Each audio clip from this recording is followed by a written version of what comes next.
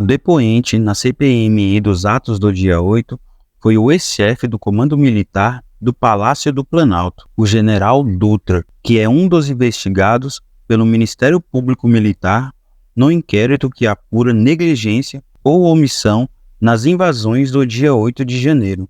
Senhor presidente, senhor general Dutra, boa tarde a todos que estão aqui. Assim como outros senadores e deputados disseram aqui anteriormente, com relação à parcialidade da relatora, que foi pega através do seu assessor conversando com o G. Dias, que veio aqui como investigado. Isso tem uma prova documental de que as mesmas perguntas ali enviadas foram as perguntas feitas pela relatora aqui.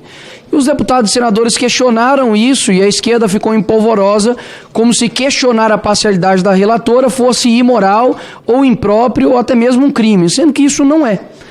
Eu, pelo contrário, se estivesse sentado como relator e essa situação viesse à tona, eu realmente ficaria bastante envergonhada e faria o mesmo que a Elisiane, não ficaria sentado aqui, porque realmente é uma situação vexatória.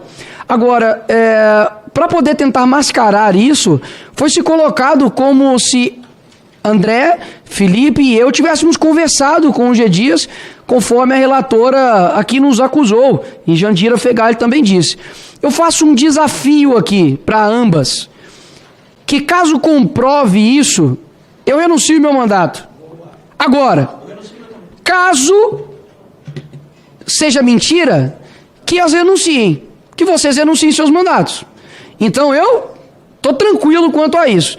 Aguardo, e nós três estamos tranquilos quanto a isso, e aguardo aqui na próxima reunião uma resposta, tanto da relatora quanto da Jandira Fegali, se vão ter peito, porque para poder falar chora bebê fora dos microfones tem coragem, eu quero ver aqui na frente. Agora, indo com relação ao que está acontecendo hoje, o réu, Aécio, que tomou aí 17 anos de cadeia por abolição violenta do Estado Democrático de Direito, 5 anos e 6 meses de detenção, golpe de Estado, 6 anos e 6 meses, dano qualificado, 1 ano e 6 meses, deteriorização do patrimônio tombado, 1 ano e 6 meses, associação criminosa, 2 anos. Isso somado dá 17 anos de prisão. Agora, eu faço alguns questionamentos. Abolição violenta do Estado Democrático de Direito? O Estado Democrático de Direito do nosso país, ele é tão sensível assim? A ponto de várias janelas quebradas, etc., quebras daqui do prédio. O Estado Democrático de Direito, ele está completamente abalado por conta de uma pessoa que gravou um vídeo dizendo, olha, o pessoal aqui caga, foi o que ele disse, caga no Brasil durante anos, eu acho que eu vou cagar ali naquela água que tem ali. Faz um discurso ridículo lá dentro do Senado, dizendo para o povo acreditar, etc. no Brasil. Infelizmente, um tolo, uma pessoa, um baderneiro que fez aquilo dali, e que sim, deveria pagar, e deve pagar, pela deteriorização do patrimônio tombado e tudo aquilo ali que ele fez. Mas, horas, golpe de Estado? Russo olha isso e tem que rir, pô. Porque quando eles tentaram dar o golpe, tinha de fato tanques de guerra na rua, tinham liderança determinada, coordenação, tinham armas. Agora, comando. Agora, colocar golpe de Estado em cima de uma pessoa, um bobo qualquer, realmente é muito mais um âmbito de uma vingança judicial do que de fato tentar fazer justiça.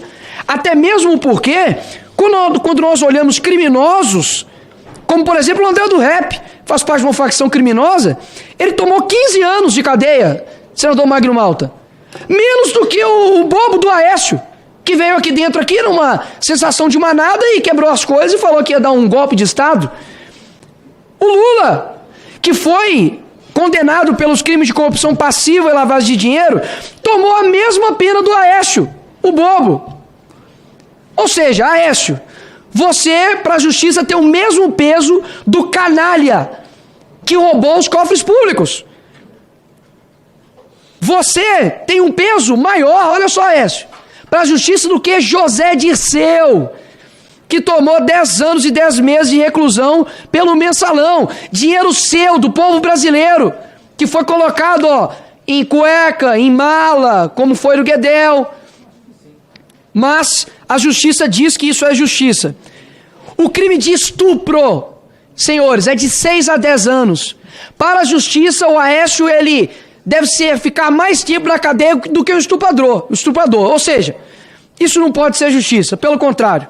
Isso para mim, de fato, é um anseio muito grande de taxar a direita que nunca quebrou um vidro em nenhuma manifestação de milhões de pessoas, colocar agora como se nós fôssemos terroristas. Agora, aconteceu aqui hoje cedo uma situação surreal, General Dutra, que é uma senadora e uma deputada pressionando um general e o exército brasileiro, afirmando que deveriam reprimir a livre manifestação das pessoas. Agora, é o exército que define onde, quem e qual o tema que pode ser feito de manifestação? Se as pessoas ali estavam pedindo impeachment de ministro, a casa que pode fazer isso é essa casa que nós estamos aqui. O que há de crime nesse pedido de reivindicação? Não são eles que até pouco tempo ficaram ali na porta do descondenado Lula na Polícia Federal? Eu não pedi ninguém para sair dali.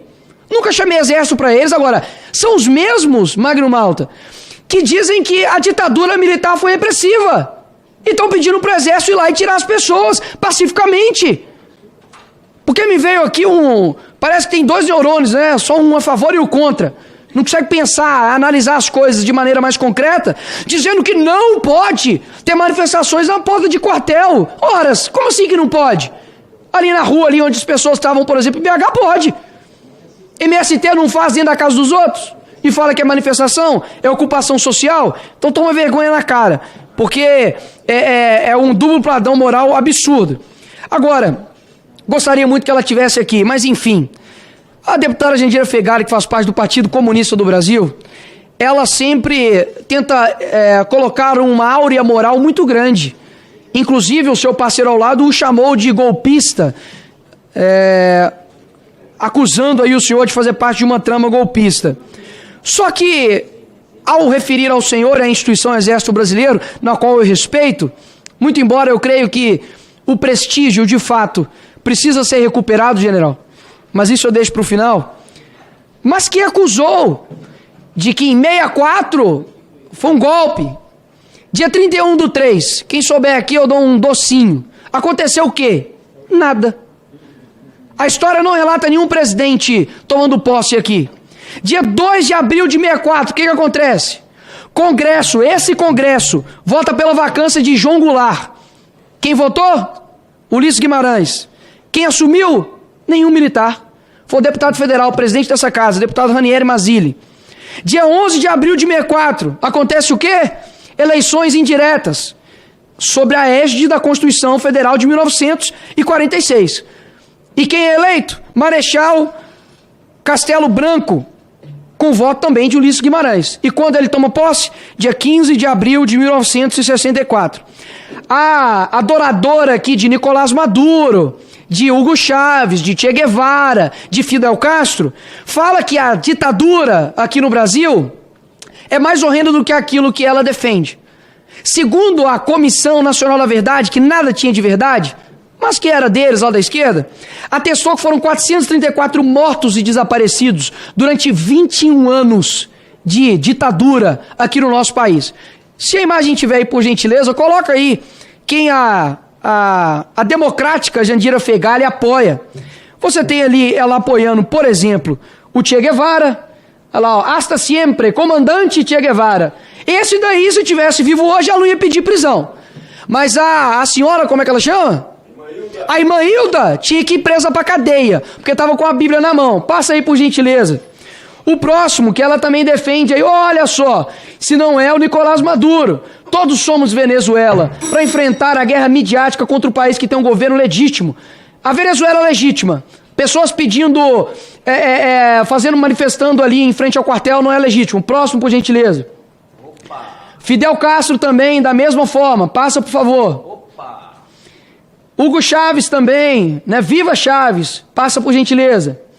Nicolás Maduro também. Isso em 2018, hein? Quando estava passando tanque de guerra em cima de civil. Passa, por gentileza. E, por fim, ela postou, mas apagou. Isso foi em 2021 e a fogueira está alta em Brasília. Olha para o céu, meu amor, vê como ele está lindo. E Joseph Stalin ali. Passa por gentileza, só a próxima democrática aí. A Dilma Rousseff com fundo de Lenin atrás. Só Lenin e Stalin juntos mataram 20 milhões de pessoas. Che Guevara matou 144 execuções, segundo o próprio arquivo de Cuba. Cuba matou 17 mil pessoas sob o comando de Fidel Castro. Hugo Chávez matou, com a polícia chavista dele, 14 pessoas por dia.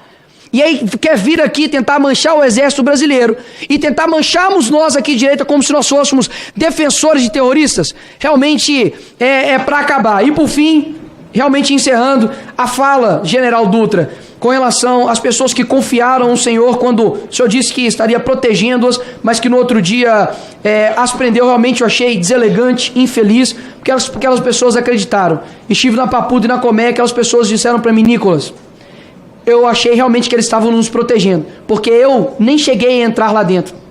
Eu estava aqui tirando o resto das coisas dos acampamentos que estavam aqui, fiquei porque o exército estava em volta. Eu achei que eles me protegeriam. E no outro dia eu fui presa. Então eu só faço esse ponto aqui importante de que a palavra criminoso generalizado foi infeliz da sua parte, mas deixo aqui registrado com respeito a toda a instituição que eu tenho. Obrigado, presidente.